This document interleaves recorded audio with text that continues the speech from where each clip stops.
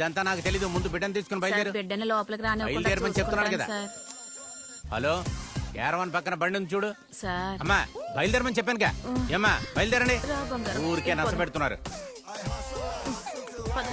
బండి అక్కడే ఉందిరా. మళ్ళీ కనిపించావా నీకు? సరిగ్గా చూడరా. సార్ అన్న లాంగ్ నుంచి వస్తారు. ఇక్కడ నుంచి అలా అదిగా సార్ నేను చెప్పేది ఏంటంటే, ఏంటి సార్ ఇది ఫైట్ సీన్ తీస్తున్నావు? ఎవడో కొత్తవాడిని తీసుకొచ్చి పెట్టారు. కొత్తవాడేం కాదు, బాగా ఎక్స్పీరియన్స్. ఎందుకు అనవసరంగా రిస్క్ తీసుకుంటారు?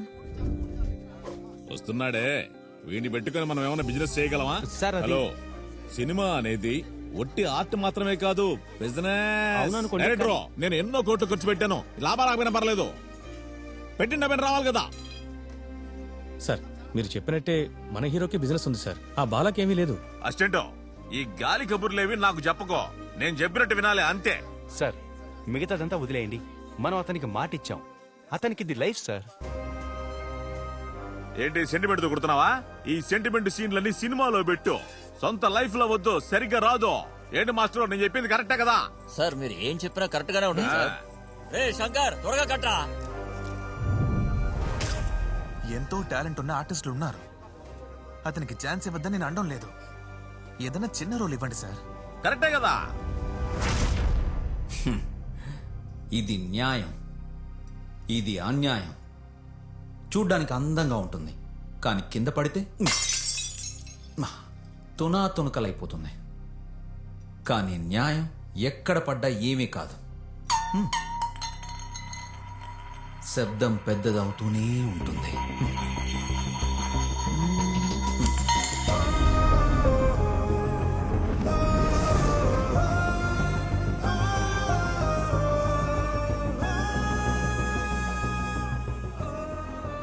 చాలా ఏళ్లుగా పోరాడుతున్నాను సార్. ఇంతకుముందు 40 సినిమాలు పైగా యాక్ట్ చేశాను. కానీ ఏ సినిమాలోనూ నా మొహం సరిగ్గా కనిపించలేదు సార్. బాలా, సినిమాలో ఇవన్నీ సహజం. నెక్స్ట్ సినిమాలో చూద్దాం. ఇక్కడ సాధించిన వాళ్ళందరూ ఓర్పుగా ఉన్నవాళ్లే. సార్ ఏంటి సార్, మీరు కూడా ఆడిషన్లో చాలా బాగా నటించానని షేక్ హ్యాండ్ ఇచ్చి మెచ్చుకున్నారు కదా సార్. ఈ అవకాశం మిస్ చేసుకుంటే నా లైఫ్ స్పాయిల్ అయిపోతుంది సార్. బాలా, అప్సెట్ అవ్వకు, కొంచెం ఓపిక పట్టు. సార్ ప్లీజ్ మీరైనా చెప్పండి సార్. నేను మీకు చాలా పెద్ద ఫ్యాన్ని. మీతో నటించాలని ఎన్నో ఆశలతో వచ్చాను. మీరు కూడా ఇలాంటి కష్టాలు ఎన్నో పడే పైకొచ్చుంటారు కదా సార్. నా కష్టం కూడా మీకు తెలుసుంటుంది కదా సార్. చెప్పండి సార్.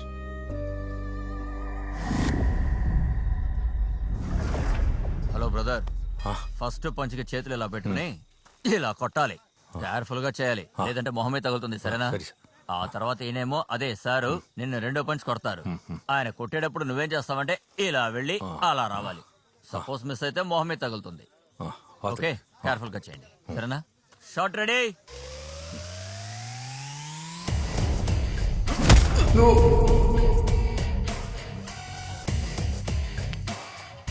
థ్యాంక్స్ అన్న. ఈ లోకంలో తప్పుకు 2 వెర్షన్స్ ఉన్నాయి. బాగా డబ్బుండి ఫేమస్ అయిన వాడు తప్పు చేస్తే అది తప్పే కాదు. ఒక పేదవాడు, ఏమి ఫేమస్ కానివాడు చిన్న తప్పు చేసినా దాన్ని పెద్దదిగా చేసి అందరూ అవమానపరుస్తారు. అన్నీ ఉన్నవాడి పరువుని లోకమే కాపాడుతుంది. ఏమీ లేని వాడి పరువుని ఎవరు కాపాడాలి? మనమే కదా కాపాడుకోవాలి. నిన్నే కదా ఫస్ట్ పంచ్ ఇవ్వమన్నాను. ఏంటయ్యా ఎలా చేసావు? Sorry sir. జాగ్రత్త, కరెక్ట్ గా చెయ్యి. Sorry sir. ఇలా చూడు బ్రో, యాక్షన్ సీన్ కి timing very very important. Time correct గా ఉంటే నీ టైమింగ్ పర్ఫెక్ట్ గా ఉంటుంది. కానీ నా టైమింగ్ కి నువ్వు పర్ఫెక్ట్ గా లేవే. నేను తిరిగి కొడతాను, మళ్ళీ మళ్ళీ కొడతాను. కానీ టైము సరిగ్గా లేదు, టైమింగ్ సరిగ్గా లేదు.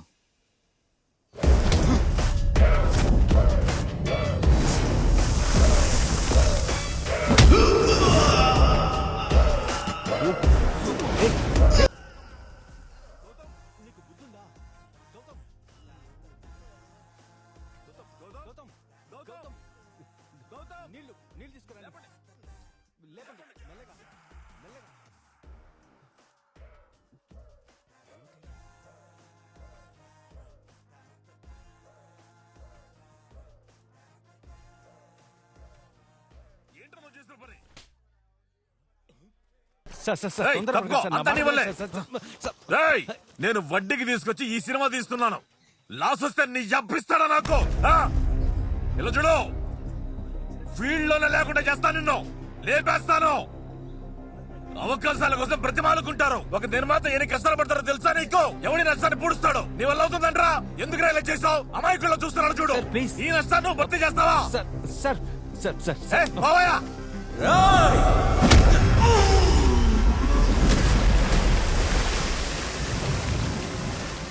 అయితే నీ సినిమా డ్రీమ్ అంతే కదా? అది వదిలే జెన్నీ, అంతా అయిపోయింది. సరే చెప్పు, నా బ్యాండ్లో ఎప్పుడు జాయిన్ అవుతావు? వద్దు జెన్నీ, అది మనకు సెట్ అవ్వదు. What next?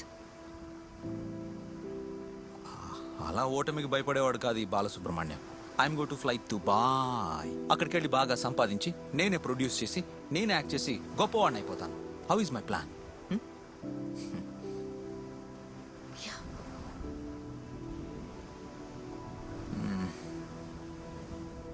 Anyways, just joking. I think this is our last meeting.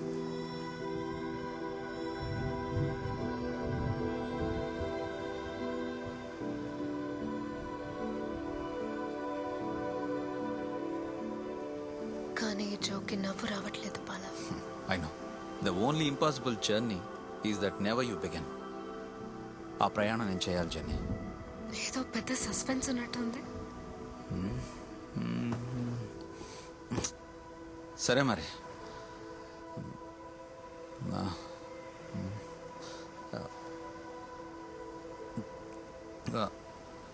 నువ్వు నాతో ఏదైనా చెప్పాలనుకుంటున్నావా?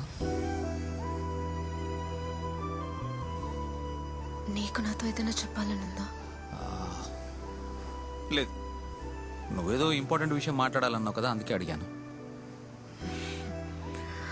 దాని గురించి ఇక మాట్లాడుకోవద్దు. సస్పెన్స్ లో ఉంచడం నీకు ఇష్టమే కదా, సో ఇది సస్పెన్స్ గానే ఉంటుంది.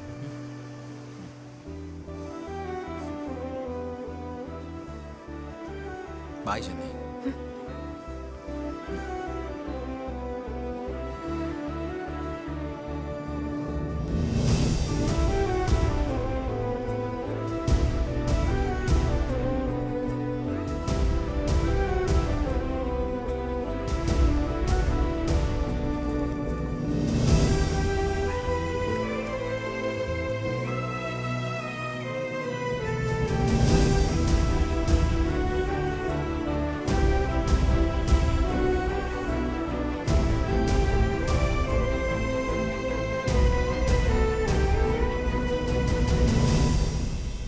సినిమాల్లో ఏదైనా సాధించాలనే నా కల దీంతో చెదిరిపోయింది.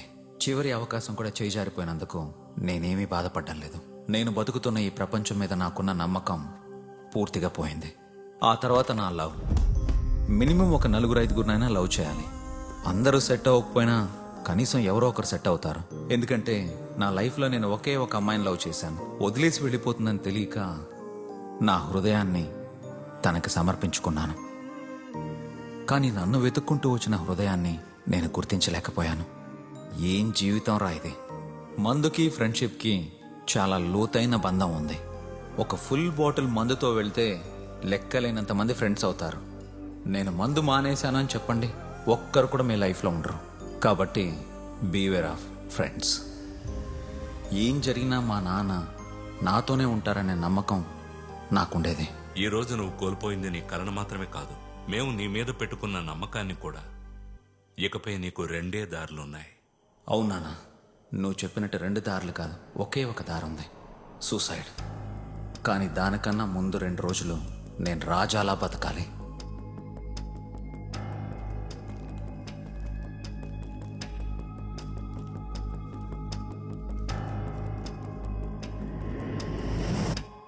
నువ్వు మాత్రం ఒక్కదానివి బిక్కు బిక్కుమంటే ఇక్కడేం చేస్తావు?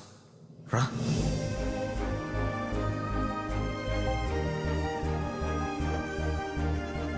మీ ఇద్దరూ నన్ను క్షమించాలి. 2 రోజులు రాజాలా బతకడానికి నాకు వేరే దారి తెలియలేదు. సారీ డాడ్, సారీ మమ్మ. మీ ఆశీర్వాదం నాకెప్పుడు ఉండాలి. God is great. Full stop. మామ మత్తులో ఏదో వాగుతున్నాను అనుకోకు, నీలాంటి ఫ్రెండ్ దొరకడం మేము చేసుకున్న పుణ్యం రా. ఏందిరా మావా పొద్దున్నే పార్టీ ఇస్తున్నావు? రేయ్, నువ్వు నిజంగానే దుబాయ్ వెళ్ళాలని డిసైడ్ అయ్యావా?